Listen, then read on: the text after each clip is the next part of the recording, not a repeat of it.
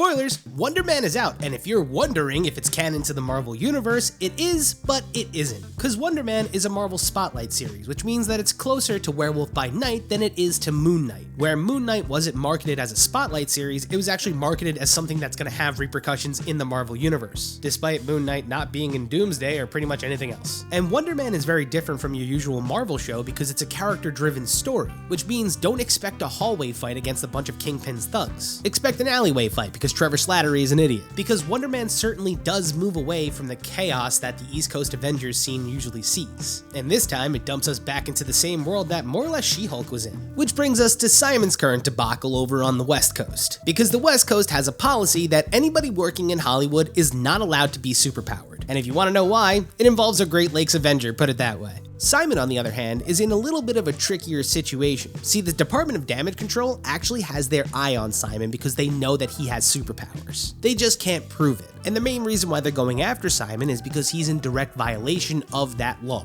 Meaning if they catch Simon in the act, the Department of Damage Control can then move him to the Damage Control Supermax prison and Agent Cleary could keep his job. But I think what's really interesting about Wonder Man is that the villain of this show isn't one particular person, it's the prison industrial complex.